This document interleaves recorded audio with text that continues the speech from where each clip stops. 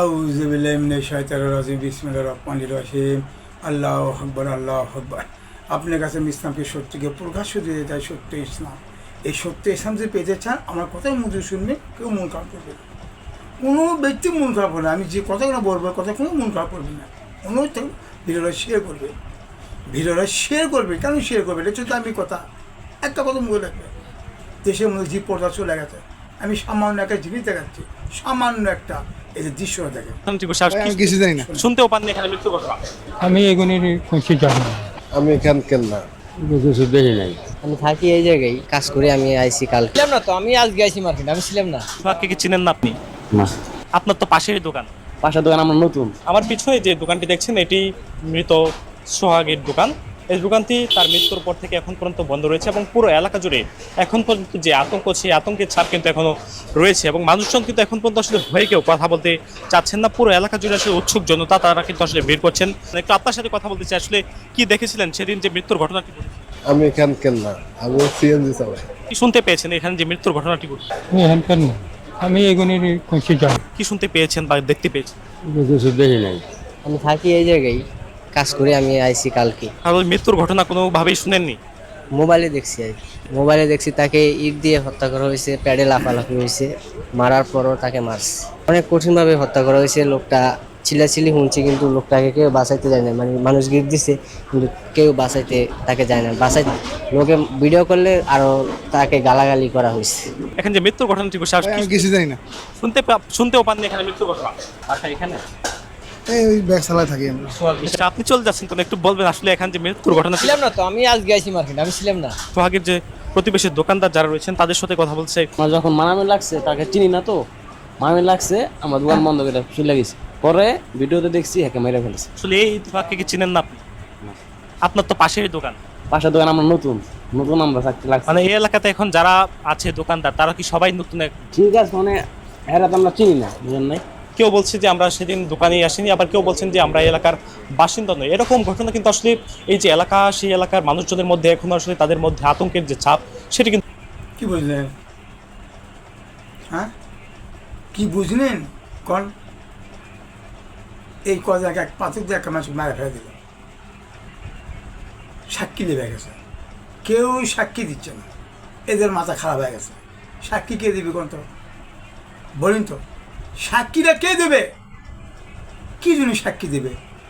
অর্জিম্বে কে দেবে? বলেন, বোঝার চেষ্টা করবেন ভাই, আমার কথাগুলো বোঝার চেষ্টা করবেন, বুঝবেন ভালো করে। সাক্ষী নেবে গেছে, ওই সাক্ষীরা কে দেবে? অর্জিম্বে কে নেবে? অর্জিম্বেরা কে নেবে আপনি বলেন তো? কেউ নেবে না, কেউ দেবে না। সাক্ষী দিবার গেলে বিপদ পড়ে যাবে। কেন বিপদ পড়ে যাবে? এ হওয়াটার কারণটা কি করতো? ইনকা হওয়ার কারণটা কি? একমাত্র কোরআন ন্যায় দেখে। কি বুঝলেন? একমাত্র কোরআন ন্যায় দেখে মানুষের পরিচিতি। ভাই বিশ্বাস করেন, এই পৃথিবীতে জাতীয় মানুষ যারা দায়িত্বশীল, এরা আগে জাহান্নামে যাবে। যারা দায়িত্ব দেয় আর যারা দায়িত্ব নেয়, এরা সবচেয়ে ভয়ঙ্কর জিনিস। এর চেয়ে ভয়ঙ্কর জিনিস আমি তোকে বুঝাতে পারবো না। যারা দায়িত্ব দেয় আর যারা দায়িত্ব নেয়, এরা সবচেয়ে খারাপ মানুষ। এরা সবচেয়ে খারাপ মানুষ। এই মানুষের কোনো খারাপ বলতে কোনো জিনিস নেই। দায়িত্বই বোঝো, দায়িত্বটা কী জিনিস তুমি কি জানো? এই জনগণের তুমি কি বুঝলা দায়িত্ব? বাপরে, ভোট, ভোটের অধিকার কোন? তো এই যে দেশ স্বাধীন আছে, 71 সালে দেশ স্বাধীন আছে, আমাদের স্বাধীন দেখিনি। আমার স্বাধীন দেখিনি।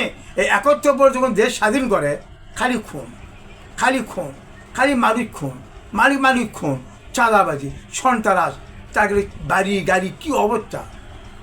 হ্যাঁ, দেখেন তো কী হচ্ছে শুরু।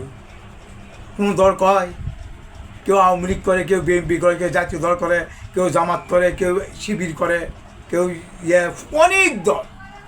এত দল দেশ বলাই যাবি না। কোন দল কয় আমার দল খারাপ? কেউ কয় না। কারণটা কি বলতে হবে? সামান্য একটা কথা বলেছি, এই কথাগুলো মনোযোগে শুনবেন। আমাদের প্রিয় নবী হযরত মুহাম্মদ সাল্লাল্লাহু আলাইহি সাল্লাম একা ইহুদি, একা মুসলিম, আমার রাসূলের সঙ্গে বিচার লেগেছে। মুসলমান আর খ্রিস্টান আমার রাসূলের কাছে বিচার লেগেছে। যাই বলেছে, হে রাসূলুল্লাহ, হে হাবিব আল্লাহ, আমাদের বিচার করে দেন। ওই মুসলমান মনে করছে আরে আমি তো আমার তো অন্যায়, আমি তো মানিচ্ছি না, আমার রাসূলের কাছে বিষয়ে তো আমার পক্ষে রায় দিবে, আমি তো মুসলমান। ভাই বোঝার চেষ্টা করবে, বুঝবেন কিন্তু মন মনোযোগ দিয়ে আমার কথাগুলো মনোযোগ দিয়ে শুনবেন, মন খারাপ করবেন না।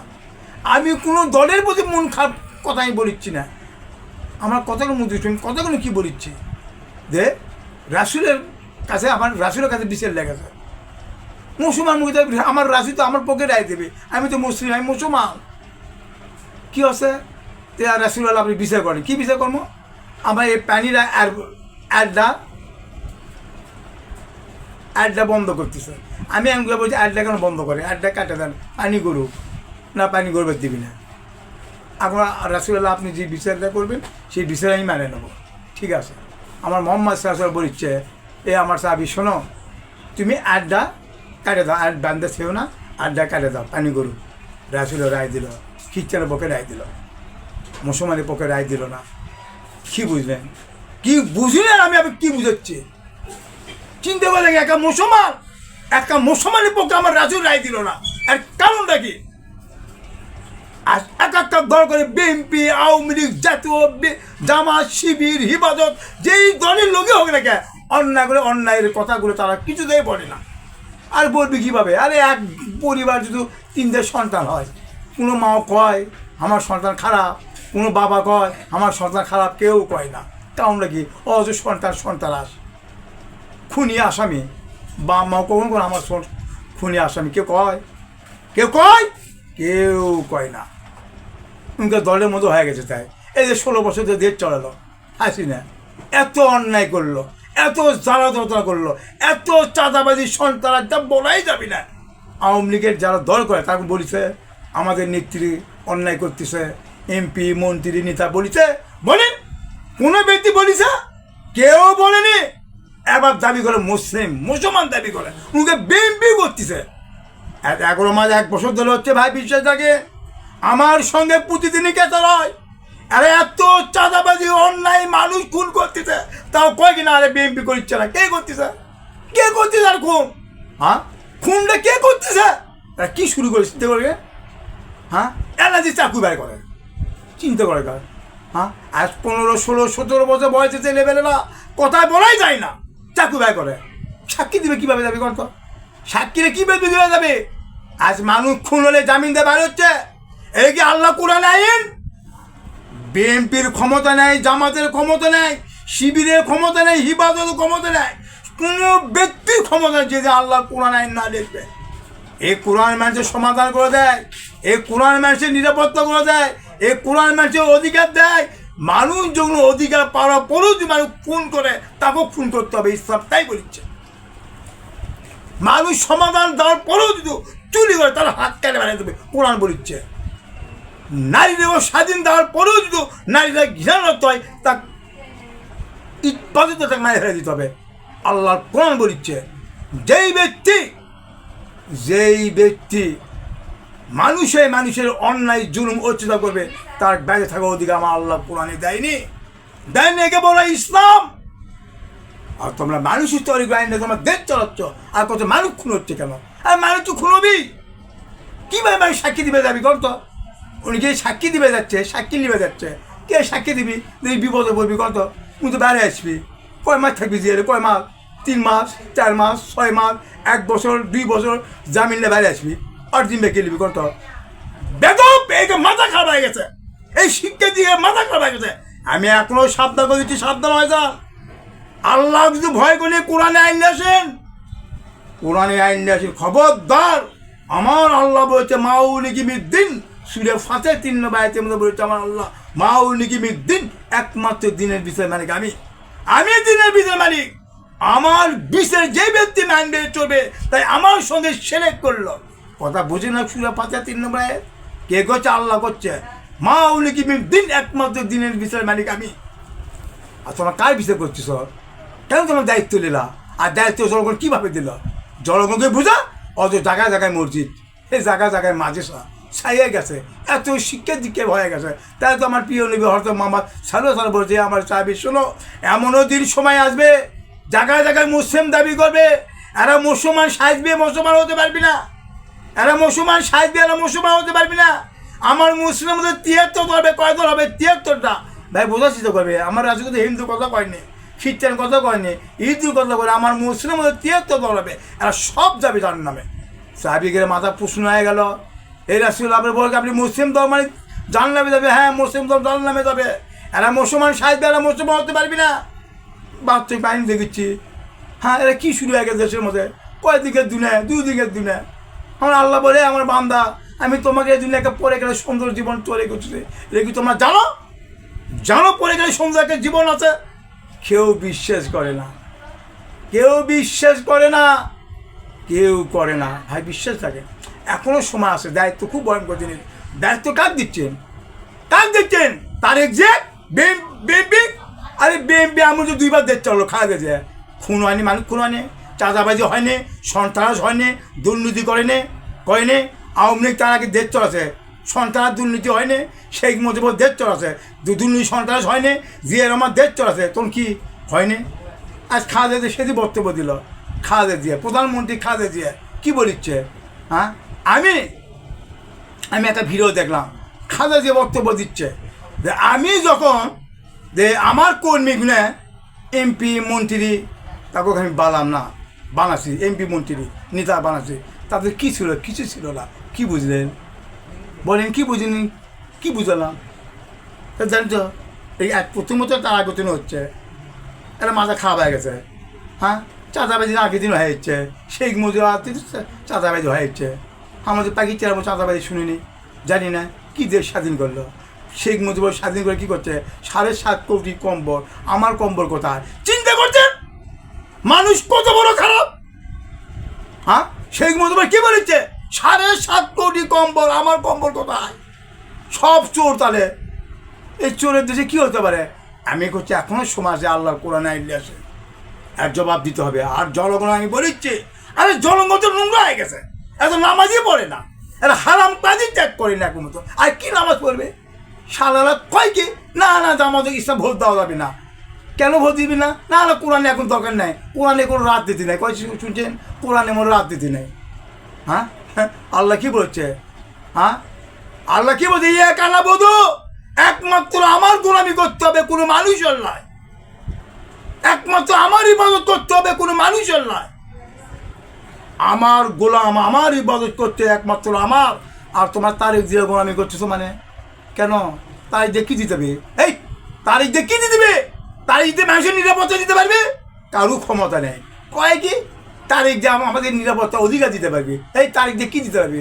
কেউ দিতে পারবে একমাত্র কোরআন ছাড়া। জামাতও দিতে পারবি না, জামাতও দিতে পারবে। জামাত যদি আল্লাহ কোরআন আইন যদি বাধ্য আইন প্রতিষ্ঠা যদি করতে পারে জামাত, তাহলে মানুষকে স্বাধীন দিতে পারবে। আর জামাত যদি কোরআনের মতো দেশ না চলাতে পারে, কেউ শান্তি দিতে পারবে না। ভাই আমি কোনো বিএনপি, জামাত, শিবির, আওয়ামী লীগ কাকু খারাপ মনে করছি না। আমি একটাকে বলে গেছি, তোমরা মুসলমান হয়ে দূরে যাচ্ছ, মানুষ হয়ে দূরে যাচ্ছ, তোমরা মুসলমান হয়ে মরো, মুসলমান হয়ে মরো। মুসলমান না হয় তুমি মরো না, এটা আল্লাহ বারবার বলেছে। হে আমার বান্দা, আমি তোমাকে মানুষ হয়ে দূরে দেবাছি, মুসলিম হয়ে মরো, মুসলিম হয়ে মরো, তাহলে তোমাকে উচ্চিতে থাকবে না। এটা আল্লাহ কিন্তু বারবার বলেছে। আমাকে এখনও সময় আছে, আপনারা কোরআনে আইন নিয়ে আসেন, কোরআনের সমাধান নিয়ে আসেন, কোরআনের নিরাপত্তা নিয়ে আসেন। আমার আল্লাহ বাবা আনেই বলছে দিনা সিরাতের মধ্যে সঠিক পথ, এই সঠিক পথই তোমাদের শান্তি, এই সঠিক পথই তোমাদের নিরাপত্তা, এই সঠিক পথই তোমাদের অধিকার। আর কেউ অধিকার দিতে পারবি না, কোনো সময় আওয়ামী লীগ দিতে পারবি না, কোনো সময় বিএনপি দিতে পারবি না, কোনো সময় জাতীয় দল দিতে পারবি না, কোনো দলই দিতে পারবি না। যে দল আল্লাহ কোরআনে আইলে আসবি, সে দল একমাত্র আসবি। এই ভাই আমি একটাবার আপনাকে কাছে বলছি, একটাবার জামাতে ক্ষমতা দেন, জামাতে কোরআনে আইনটা নিয়ে আসুক। জামাত যদি একবার অন্যায় করে, একবার দেখবো জামাতের পরিচয় একবার দেখবো।